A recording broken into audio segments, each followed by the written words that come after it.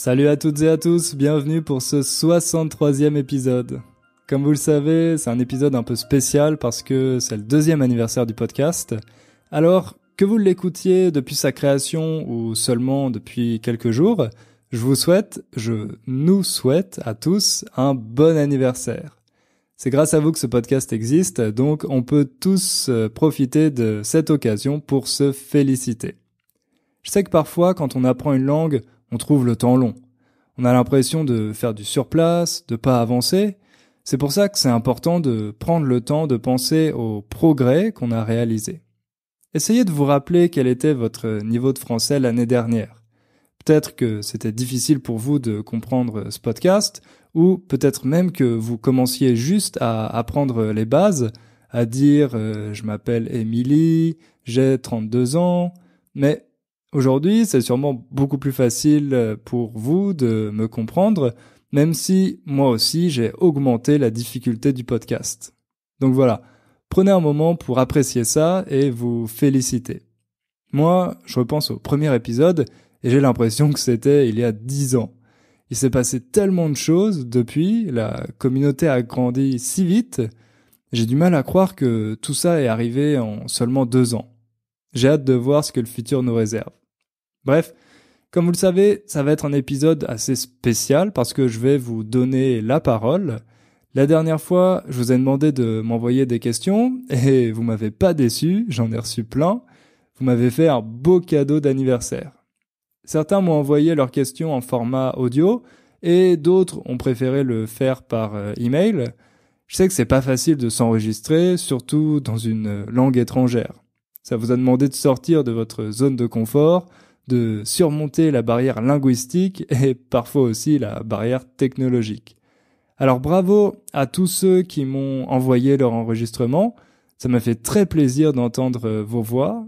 J'en ai reçu aussi beaucoup pour les futurs épisodes, donc si vous n'entendez pas le vôtre aujourd'hui, soyez patients, je vous promets qu'il passera prochainement. Et pour ceux qui m'ont envoyé leurs questions par email, vous inquiétez pas, je vais les lire moi-même pour y répondre dans cet épisode. Mais avant de vous donner la parole, je voulais vous informer que j'ai publié une nouvelle version du site. À première vue, elle n'est pas très différente de l'ancienne version, mais elle devrait mieux fonctionner et être plus rapide. Bon, les premiers jours, il y a eu quelques problèmes techniques, évidemment, mais maintenant, tout marche bien. Le seul problème, c'est que malheureusement, j'ai pas pu transférer vos comptes. Donc si vous étiez membre du site avant pour lire les transcriptions, vous devez vous créer un nouveau compte. Votre ancien compte ne fonctionnera pas sur le nouveau site. Bien sûr, ça reste complètement gratuit. Et pour ceux qui font le programme Build a Strong Core, vous avez les mêmes identifiants, donc pas besoin de créer de nouveaux comptes pour continuer le cours. Alors, si vous n'avez pas encore vu le nouveau site, allez y jeter un coup d'œil. C'est la même adresse, innerfrench.com. Profitez-en pour vous recréer un compte et si jamais vous remarquez des bugs, n'hésitez pas à m'envoyer un email pour me prévenir. Bon, je pense qu'on en a fini avec les questions logistiques, on va pouvoir passer aux choses sérieuses.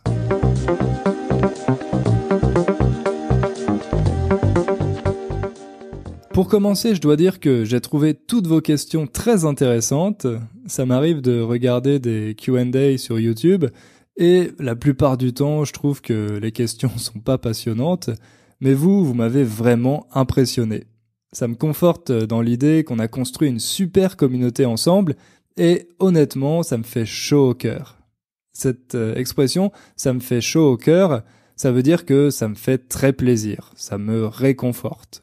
Vous savez, le cœur, c'est cet organe qu'on associe symboliquement à l'amour, car quand on est amoureux, notre cœur se met à battre plus vite. Ça me fait chaud au cœur. Je suis un peu sentimental aujourd'hui, c'est sûrement à cause de l'anniversaire.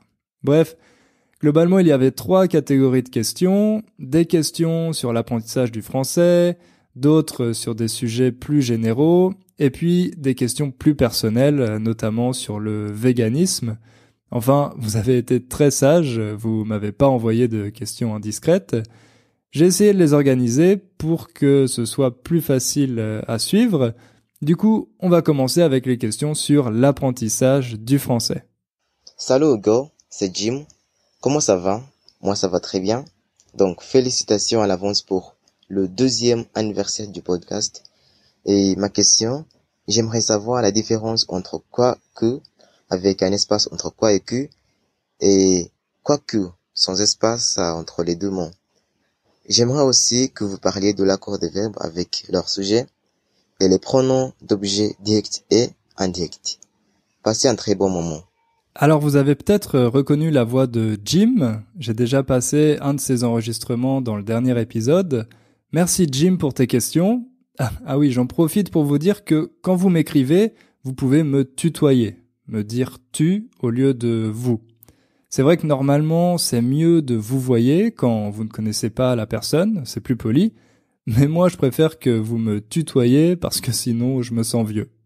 Bref, vous avez entendu que Jim a des questions de grammaire et vous savez sûrement que la grammaire, c'est pas mon sujet préféré.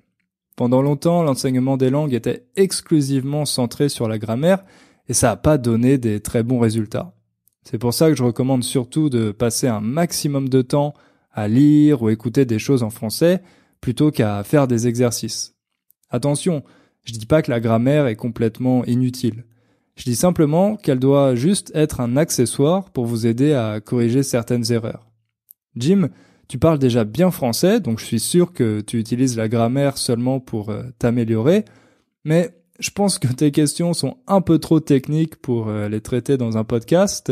C'est difficile d'y répondre sans utiliser des termes comme préposition, complément d'objet indirect, etc. Et beaucoup de gens ne connaissent pas bien ces termes, même dans leur langue maternelle. C'est pour ça que je préfère expliquer ces règles en donnant beaucoup d'exemples et des illustrations visuelles avec des schémas. D'ailleurs, c'est ce que j'ai fait dans les vidéos et les exercices de mon programme. J'utilise des exemples qui viennent directement des leçons pour que ça soit plus facile à comprendre et à mémoriser. Mais dans un podcast, c'est vraiment compliqué à faire. Là, vous vous dites peut-être que j'essaye d'esquiver les questions de Jim, de botter en touche, comme on dit. C'est vrai, mais comme Jim a pris la peine de m'envoyer son enregistrement, je vais au moins répondre à sa première question, celle sur la différence entre quoique en un seul mot et quoique en 2 mots. Quoi et que. Si vous trouvez ça trop compliqué, ne paniquez pas, c'est pas super important et même les Français ont du mal avec ça. Quoique, en 2 mots, ça veut dire quelle que soit la chose que. Par exemple, quoi que je dise, tu ne suis jamais mes conseils. Ici, vous avez peut-être entendu qu'on utilise le subjonctif. Donc oui, après quoique, il faut utiliser le subjonctif. Et si vous êtes fâché avec le subjonctif, vous pouvez dire à la place peu importe ce que. Et là, on utilise l'indicatif. Peu importe ce que je dis, tu ne suis jamais mes conseils. D'ailleurs, les Français utilisent de plus en plus souvent peu importe au lieu de quoique, parce que non plus, ils n'aiment pas trop le subjonctif. Bref, si vous n'avez pas compris avec ces exemples, quoique, ça veut tout simplement dire whatever. Maintenant, quoique, en un seul mot, ça signifie bien que, although. Ça montre une opposition. Par exemple, quoique je sois malade aujourd'hui, je dois aller au travail car j'ai une réunion importante. Bien que je sois malade aujourd'hui, je dois aller au travail car j'ai une réunion importante. Là aussi, vous voyez, on utilise le subjonctif. Bon, c'est très formel, donc on ne l'entend pas souvent à l'oral, sauf dans des discours d'hommes politiques. Les Français utilisent plutôt « même si » avec l'indicatif. Même si je suis malade aujourd'hui, je dois aller au travail car j'ai une réunion importante. Le sens est légèrement différent de quoique, mais comme il n'y a pas besoin du subjonctif, les Français préfèrent dire ça. Même si plus l'indicatif. Voilà Jim, j'espère que ça répond à ta question. Et pour le reste, je te conseille de faire une petite recherche sur des sites de grammaire comme celui du magazine Lops. Tu peux chercher Lops FLE et tu vas voir qu'ils ont un site avec presque tous les points de grammaire expliqués. Pour les questions plus complexes, je te recommande le site La Banque de dépannage linguistique. Je vais mettre les liens dans les descriptions de l'épisode si ça intéresse d'autres personnes. Ensuite, j'ai reçu un message d'un auditeur américain qui s'appelle Morse et qui voulait vous donner un conseil. Morse est acteur et il apprend le français pour obtenir des rôles dans des films. D'ailleurs, il parle aussi d'autres langues comme le russe. Et le conseil qu'il voulait vous donner, c'est d'utiliser le player du podcast ou des vidéos YouTube pour accélérer la vitesse et se rapprocher de la vitesse normale des médias français. C'est vrai qu'à un certain moment, ça devient peut-être trop facile pour vous de me comprendre et un peu ennuyeux. Vous me demandez souvent de faire un podcast plus avancé et j'espère avoir le temps de m'y mettre un jour. Mais en attendant, ça peut être un bon challenge de réécouter les anciens épisodes en augmentant la vitesse à 1.5 ou 1.8 par exemple. Donc voilà. Merci pour ton conseil, Morse. Je suis sûr que ça va aider certains auditeurs. Maintenant, je vais vous lire un message de Jenny qui vient d'Australie. Salut Hugo. Depuis 6 mois, mon apprentissage se passe très bien. Mais ça reste très difficile pour moi de parler français. Je connais une jeune femme qui parle très bien français et nous parlons ensemble. Est-ce que tu as des conseils pour améliorer nos conversations? Alors, Jenny, rassure-toi, tu n'es pas la seule dans ce cas-là.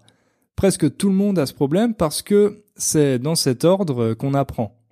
D'abord, on essaye de comprendre et ensuite, on essaye de s'exprimer. Je sais que c'est frustrant parce qu'à un moment, on est capable de comprendre beaucoup de choses, mais on a toujours l'impression de parler comme un enfant de 3 ans. Il faut dire aussi que c'est plus facile de passer du temps à écouter des podcasts ou regarder des vidéos qu'à parler avec des gens. C'est pas toujours simple de trouver un francophone dans son entourage ou de payer un prof. Donc logiquement, on pratique moins cette compétence. C'est pas simple, mais si votre objectif c'est de parler, il faut faire des efforts pour se créer des opportunités de pratiquer. Je vous répète souvent que maintenant, c'est facile de trouver un partenaire de langue sur Internet. Il y a plein de sites pour ça. Vous pouvez aussi voir s'il y a des groupes de conversation en français dans votre ville. Je sais que c'est assez populaire aux États-Unis. Bref, plus vous passerez de temps à parler, plus ça deviendra facile pour vous. C'est logique. Toi, Jenny, tu as déjà quelqu'un avec qui parler, donc je vais te donner des conseils plus pratiques. Déjà, il faut essayer de répéter les choses un maximum. Au début, concentre-toi sur les choses quotidiennes, ce que tu as fait pendant le week-end, ton travail, etc. C'est en répétant encore et encore les mêmes choses qu'on prend confiance en soi. En plus, ce sont des sujets qui reviennent toujours dans les conversations, donc il faut bien les maîtriser. Par exemple, la première fois qu'on essaye de se présenter dans une langue étrangère, on hésite, on fait des petites erreurs, on dit « je suis 20 ans » au lieu de « j'ai 20 ans ». Mais si quelqu'un nous corrige, la deuxième fois, on a plus confiance en nous. Et au bout de la 10e fois, on fait plus d'erreurs. Bien sûr, pour ça, il faut que quelqu'un nous corrige, sinon on continue de faire les mêmes erreurs. Donc, demandez aux personnes avec qui vous parlez de vous corriger. Vous pouvez demander de vous arrêter à chaque erreur ou alors, et ça c'est la méthode que je préfère, de noter vos erreurs et de les partager avec vous à la fin de la conversation. Comme ça, vous pouvez prendre des notes, les relire après et il y a plus de chances que vous vous en rappeliez. Moi, pour le polonais, j'ai 2 profs sur italki que je vois chaque semaine. Je choisis un sujet dont je veux parler, un article par exemple, et je parle du même sujet avec les 2 profs. Comme ça, pendant la 2e conversation, je peux utiliser le vocabulaire et les structures que j'ai appris avec la première prof. Mais au début, je commence toujours par leur raconter mon week-end ou des choses quotidiennes, histoire de m'échauffer, de me préparer. Bref, j'insiste là-dessus, la répétition, c'est la clé. Et la 2e chose importante, c'est bien évidemment la patience. Jenny, tu dis que ça fait seulement 6 mois que tu apprends le français, c'est rien. Apprendre une langue, ça prend des années. C'est un marathon, pas un sprint. Donc, continue tes conversations, essaye d'en avoir plus souvent si c'est possible et donne-toi du temps. On continue avec un message d'une autre auditrice. Bonjour Hugo, je m'appelle Johanna, je viens du Portugal et je viens juste de découvrir votre podcast sur Spotify. J'ai écouté votre épisode sur votre voyage en Thaïlande et je suis tombée amoureuse. Je vous écris pour poser une question. Est-ce normal que je comprenne tout ce que vous dites mais que je ne puisse pas parler? Vous avez des conseils pour moi? J'ai très envie d'apprendre le français, mais je ne sais pas comment faire. J'ai l'habitude de regarder des dessins animés en français avec les sous-titres en français, et maintenant je prévois d'écouter votre podcast. Pensez-vous que je suis sur le bon chemin? Alors Johanna, oui, je pense que tu es en bonne voie parce que tu es proactive, tu cherches toi-même des ressources et tu fais des choses qui te plaisent. Maintenant, si ton objectif c'est de parler français, tu vas pas apprendre juste en regardant des dessins animés. Parler, c'est une autre compétence et il faut la développer en pratiquant régulièrement, donc je te recommande la même chose qu'à Jenny. Salut Hugo, j'espère que tout va bien. Je m'appelle Jennifer et je suis brésilienne, mais j'habite à Varsovie comme toi. Félicitations pour les 2 ans de ton podcast et merci beaucoup pour ton extraordinaire travail. J'ai découvert In French l'année dernière quand je me suis déménagée à Varsovie et j'ai déjà écouté tous tes épisodes. Je trouve tes sujets et ta manière de penser formidables. J'ai étudié le français 3 années au Brésil. Moi, quand je suis venue en Europe en 2017, j'ai quitté mes études. Mais ton podcast m'a donné envie d'en reprendre. Septembre prochain, j'irai habiter à Angers, en France, et j'aimerais savoir si tu as des conseils pour me donner de comme je peux pratiquer mon français dans une ville française, une fois que mes études ne seront pas en français. Merci beaucoup encore une fois pour ton merveilleux podcast et je te souhaite tous les meilleurs. Merci Jennifer, ça me fait plaisir d'entendre une autre expatriée à Varsovie, le monde est petit. Tu as de la chance de déménager à Angers parce que l'année dernière, elle a été élue comme la ville française qui offre la meilleure qualité de vie dans le classement du magazine L'Express. On dit que c'est une ville où il fait bon vivre. J'y suis jamais allé, mais apparemment c'est une ville très sûre, avec beaucoup d'espaces verts et des pistes cyclables pour se déplacer en vélo. En plus, Angers est une ville à taille humaine, il y a seulement 150 000 habitants, et en général, c'est plus simple de faire des rencontres là que dans des grandes villes comme Paris, où tout le monde est tout le temps pressé et occupé.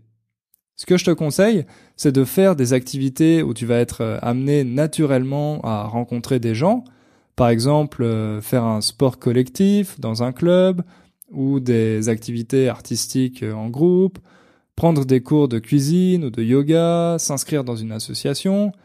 Tu peux aussi aller aux fêtes étudiantes qui ont lieu le jeudi soir. Apparemment, il y a pas mal d'étudiants à Angers. Bref, essaye d'être créative et de trouver le plus d'occasions possible d'être avec des Français. L'avantage, c'est que tu as déjà un bon niveau de français, donc tu pourras facilement participer aux conversations et t'intégrer. Je te conseille aussi de dire que tu parles pas anglais, sinon il y a sûrement des jeunes qui vont vouloir pratiquer leur anglais avec toi. Bonne chance pour ton déménagement, et t'inquiète pas, je suis sûr que tu vas adorer ta nouvelle vie à Angers. On passe au message de Colin qui vient du Royaume-Uni. Salut Hugo. J'aime bien vos podcasts et vos efforts pour nous aider à apprendre le français. Comme plusieurs auditeurs, je pense que vous êtes une étoile qui brille dans la nuit. Mais je trouve qu'il y a un problème avec la façon dont vous prononcez certains mots. J'ai écouté l'épisode sur Noël et parfois, j'avais l'impression que lorsque vous parlez un peu plus rapidement, vous raccourcissez quelques mots. Par exemple, devant vous, vent vous. Sans de au début. J'ai demandé, j'ai mandé. Sans le de au début. Je vais pas vous lire la suite parce que Colin a noté beaucoup d'exemples, mais je pense que vous avez compris sa question. Alors, Colin, c'est vrai que je raccourcis certains mots tout simplement parce que c'est comme ça que les Français parlent. À l'oral, on a tendance à ne pas tout prononcer, surtout quand on parle de manière informelle. C'est la même chose dans toutes les langues, même en anglais, mais c'est vrai qu'en français, la différence est peut-être encore plus grande. Et malheureusement, on n'en parle pas vraiment dans les cours de français traditionnels. Dans ces cours, on apprend seulement le français officiel. C'est une des raisons pour lesquelles vous trouvez les films français si difficiles à comprendre. Colin, essaye de regarder des vidéos de youtubeurs français et tu verras qu'ils raccourcissent les mots encore plus que moi. Moi, dans les premiers épisodes, j'essayais de prononcer les mots le plus clairement possible pour vous faciliter la tâche, mais progressivement, je me rapproche d'une prononciation plus naturelle parce que j'imagine que votre objectif, c'est de comprendre le français de tous les jours, celui qu'on entend dans la rue, pas juste celui des profs de français. Si vous voulez être capable de parler avec des Français, c'est à ce type de prononciation que vous devez vous habituer. Par exemple, au lieu de dire « je ne sais pas », on dit « je sais pas ». Certains Français disent même « je sais pas ». Au lieu de demander « tu aimes le chocolat », on dit « t'aimes le chocolat ». On fait l'élision de « tu » alors que normalement, on la fait seulement avec « je ». Cette façon de raccourcir les mots, elle n'est pas complètement aléatoire. Il y a certains schémas, certaines règles informelles. Malheureusement, il y en a trop pour que je les explique dans un podcast. Par contre, j'en parle longuement dans mon programme Build a Strong Core pour justement vous aider à comprendre les différences entre le français formel et informel. Bref, Colin, j'espère que ça répond à tes doutes sur ma prononciation. Sache que c'est une chose à laquelle je fais très attention, donc tu peux me faire confiance là-dessus. Voilà, on a fini la partie apprentissage et maintenant on va passer aux questions plus générales. Bonjour Hugo et félicitations pour ton anniversaire de 2 ans. Et merci aussi pour ton programme Build a Strong Core qui m'a beaucoup aidé. Je ne sais pas s'il est trop tard pour t'envoyer une question, mais qu'est-ce que tu penses du GAFA? GAFA, ça veut dire Google, Amazon, Facebook, Apple. Et qu'est-ce que tu penses de la surveillance de leurs utilisateurs et de la vente de leurs données personnelles? Moi, je travaille dans la cybersécurité, donc je suis naturellement assez méfiant. Mais j'ai observé que beaucoup d'Européens se soucient de la protection de leurs données avec la loi GAPD ou GDPR. Mais je sais que tu as un groupe Facebook et tu aimes particulièrement YouTube. Alors, tu es peut-être moins inquiet. Peut-être tu peux faire un podcast sur le sujet du cryptage, de la vie privée et même des nouveaux réseaux sociaux sans pub qui devient très populaire en France, comme Mastodon, par exemple. Merci. Merci Miguel, c'est une très bonne idée de sujet et je pense que j'y consacrerai un épisode. C'est vrai que j'utilise Facebook pour le groupe privé des personnes qui font mon cours, mais pour être honnête, je suis pas un grand fan de cette entreprise. D'ailleurs, je vais essayer de créer un forum privé sur mon site pour remplacer ce groupe. C'est en partie pour ça que j'ai créé cette nouvelle version. Pour le moment, c'est pas encore prêt, mais toutes les personnes qui ont acheté le programme recevront un email le moment venu. Contrairement à toi, je suis pas un expert en cybersécurité, mais je suis d'accord pour dire que la protection des données est très importante et qu'on a tendance à la sous-estimer. Aujourd'hui, c'est super facile de créer un site internet en quelques minutes et de commencer à récolter des adresses email, mais on connaît pas toujours les tenants et les aboutissants de cette pratique. Ah oui, cette expression, connaître les tenants et les aboutissants de quelque chose, ça veut dire connaître un sujet ou une affaire dans son intégralité, avec toutes les implications, les circonstances et les détails. Connaître les tenants et les aboutissants. Bref, j'essaye de sécuriser au maximum mon site et vos données, mais si tu veux m'aider, Miguel, ou que tu as des recommandations, n'hésite pas à m'écrire. Maintenant, je vais vous lire un message d'Anita qui vient des États-Unis. Félicitations Hugo. j'écoute ton podcast religieusement et je me suis inscrite à Build a Strong Core.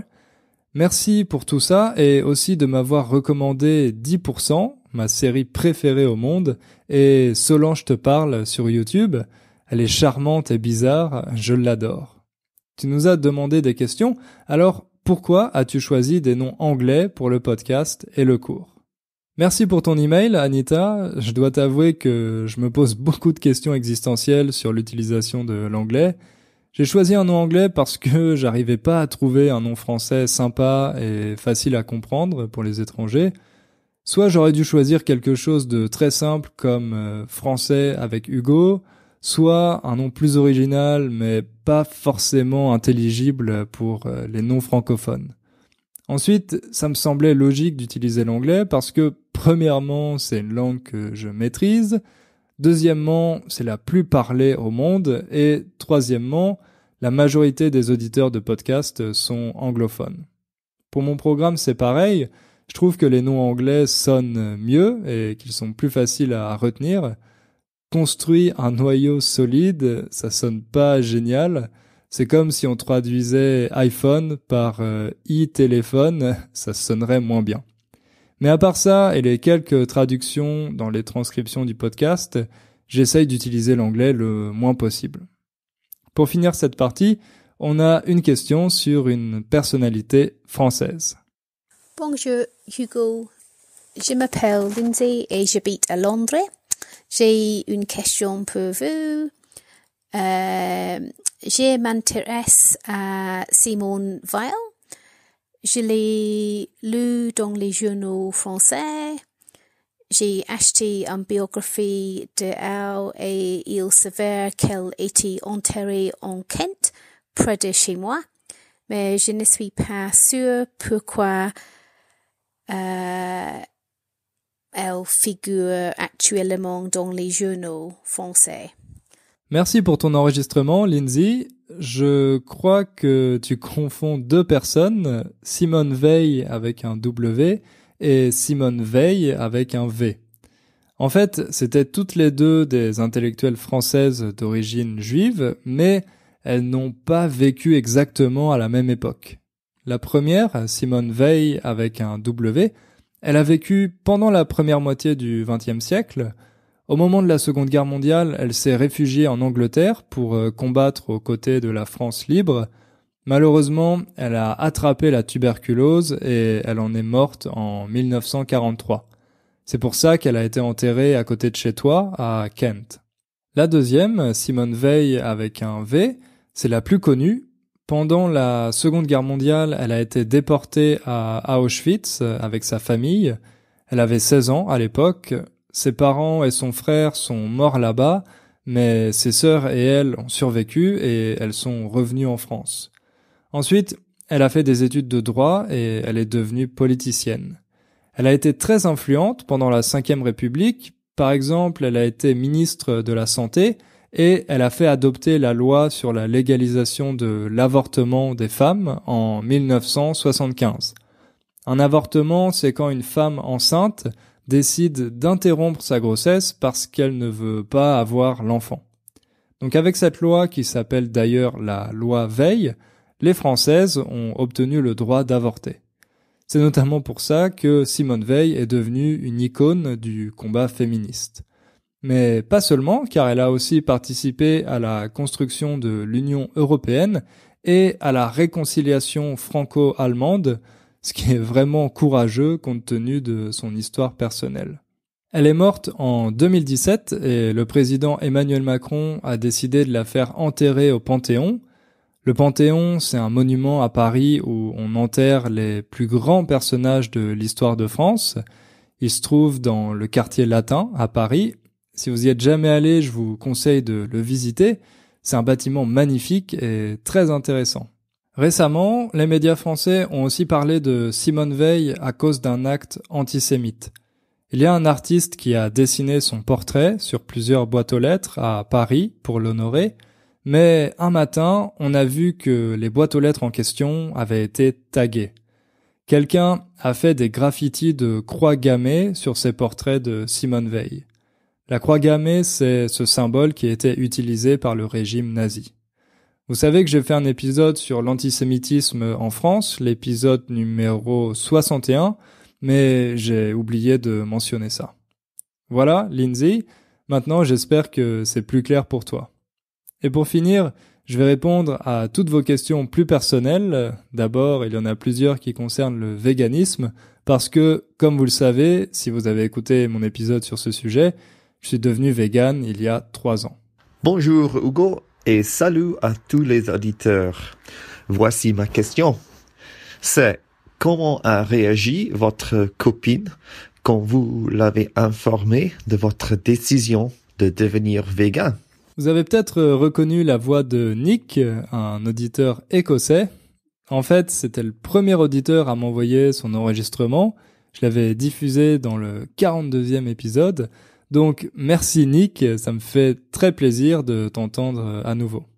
Alors, ma conversion au véganisme s'est faite assez rapidement, en quelques mois, mais aussi progressivement, parce que j'ai d'abord décidé d'arrêter d'acheter de la viande, ensuite d'en commander au restaurant. Donc, j'étais juste végétarien parce que je mangeais déjà pas de poisson non plus, et au début, je comptais pas devenir vegan. En fait, j'aimais pas l'étiquette associée au véganisme.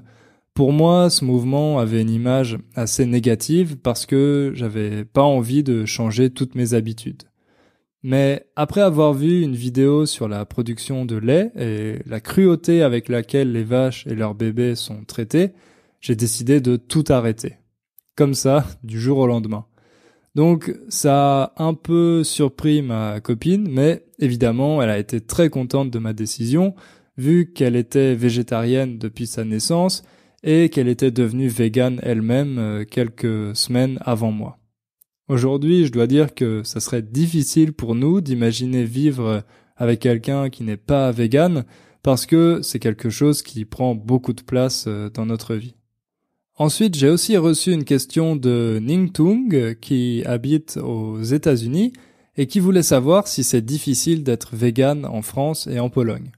Alors, pour la nourriture, ça dépend. Depuis quelques années, Varsovie est toujours dans le top 10 mondial des villes avec le plus de restaurants vegan. Je sais pas exactement pourquoi, mais c'est un mouvement qui est assez populaire en Pologne. Donc, dans les grandes villes, c'est très facile de manger vegan, mais pas forcément à la campagne. En France, les choses mettent plus de temps à bouger parce que les Français sont vraiment attachés à leur tradition culinaire. Il y a encore 2 ans, c'était pas facile de trouver un resto vegan à Paris, mais maintenant il y en a de plus en plus, il y a de plus en plus d'options. Ça commence vraiment à changer. Et je le vois aussi dans les supermarchés où les rayons avec des produits végétariens ou végétaliens sont de plus en plus grands. C'est très visible, à chacune de mes visites, je remarque ça. Mais en France aussi, dès qu'on s'éloigne des grandes villes, ça reste compliqué de manger vegan.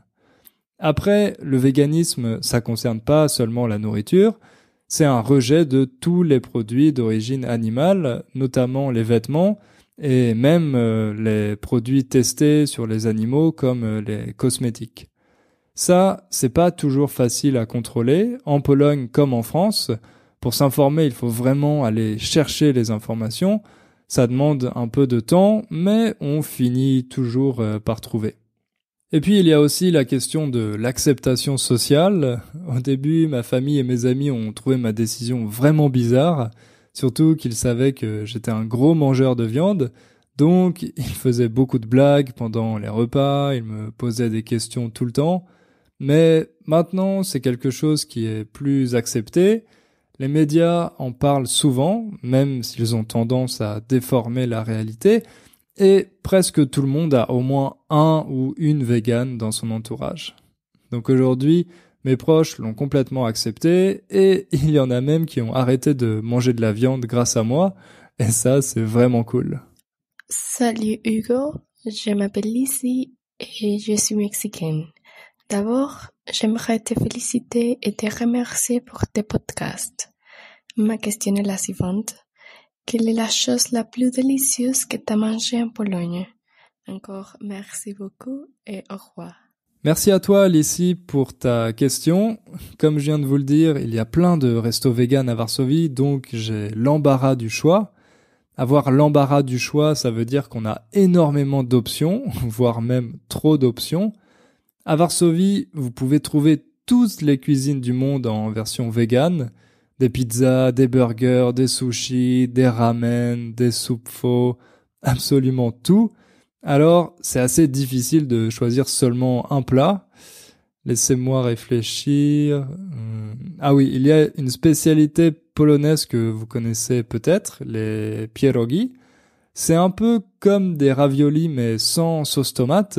J'adore ça et justement, il y a un resto vegan à Varsovie qui en fait des délicieux. Ça s'appelle Vege Miasto.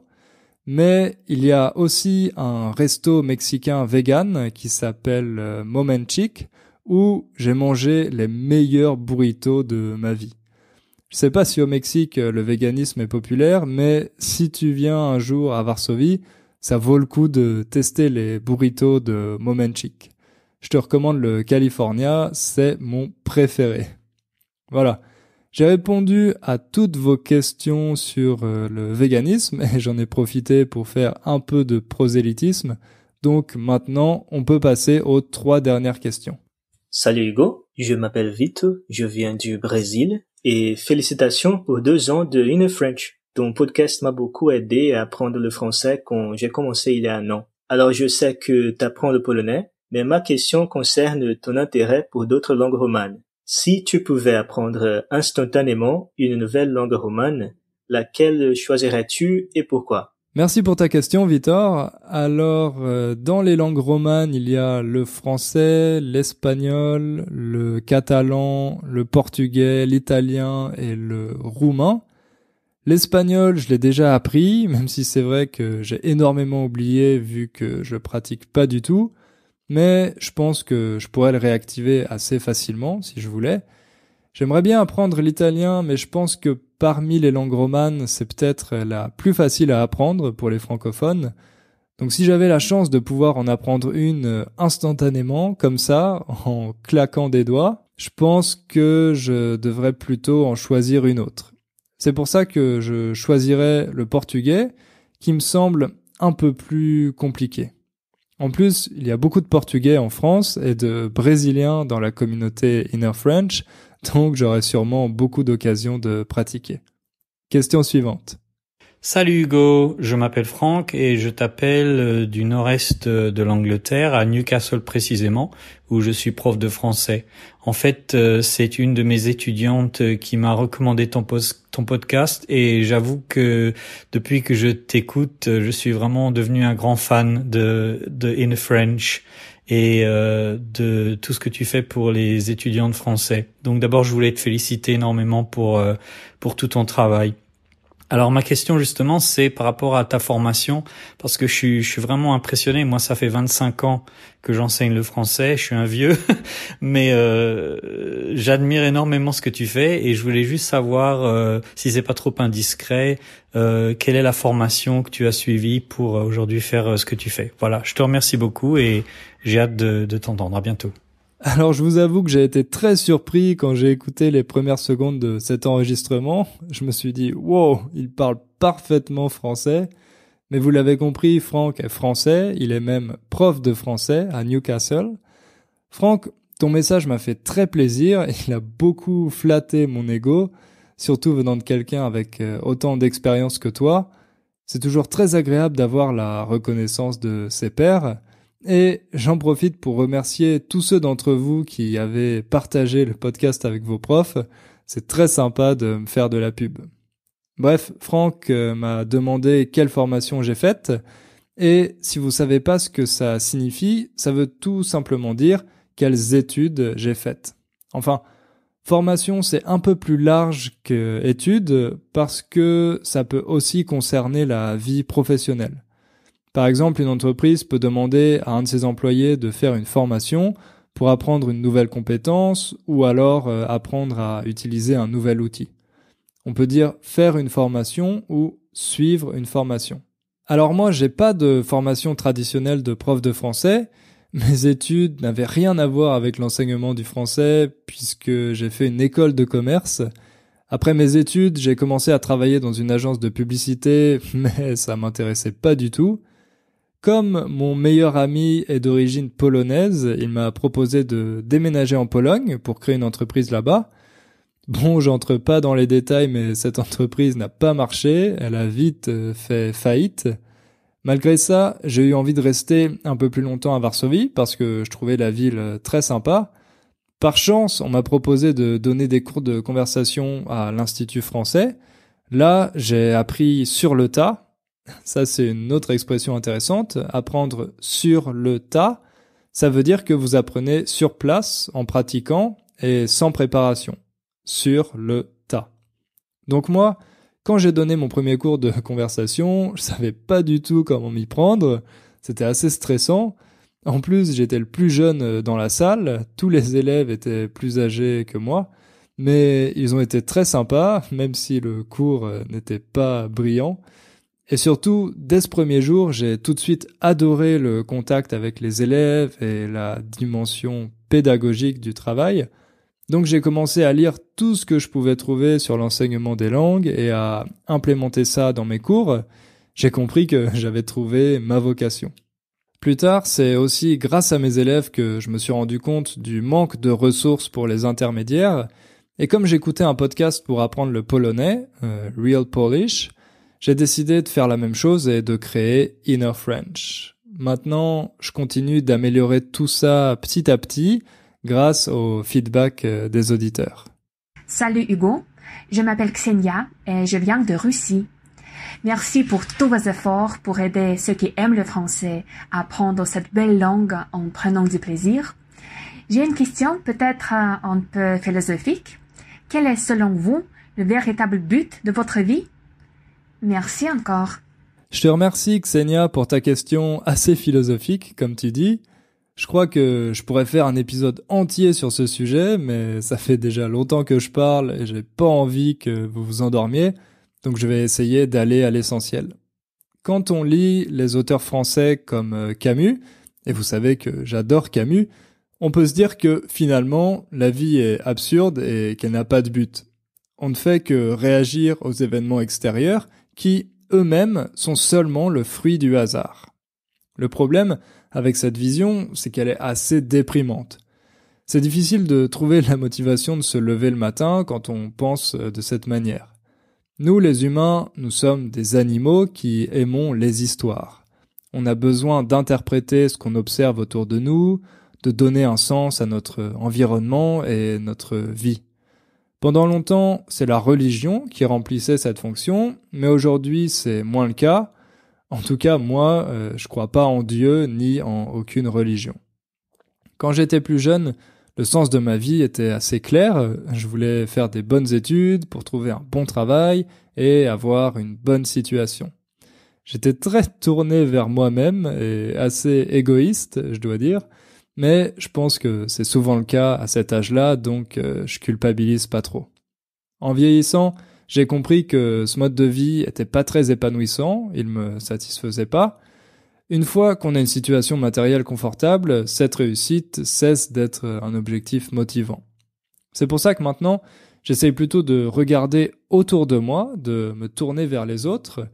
En faisant ce podcast, j'ai découvert quel bonheur ça me procurait de pouvoir aider d'autres personnes. Quand je reçois vos emails, vos évaluations, vos commentaires, je me sens vraiment utile et ça donne un sens à tout ce que je fais. Bien sûr, c'est pas complètement altruiste, je suis pas en train de vous dire que je suis un saint. Ça flatte aussi mon ego quand vous faites des compliments sur mon travail, mais dans tous les cas, ça me motive pour me lever le matin et ça me rend heureux. Donc j'espère pouvoir continuer à le faire le plus longtemps possible. Au final, je pense que ça dépend de chacun d'entre nous. On a tous des priorités et des objectifs différents. Le plus important, c'est d'avoir le temps de penser à tout ça et de se poser régulièrement des questions pour savoir si on va dans la bonne direction.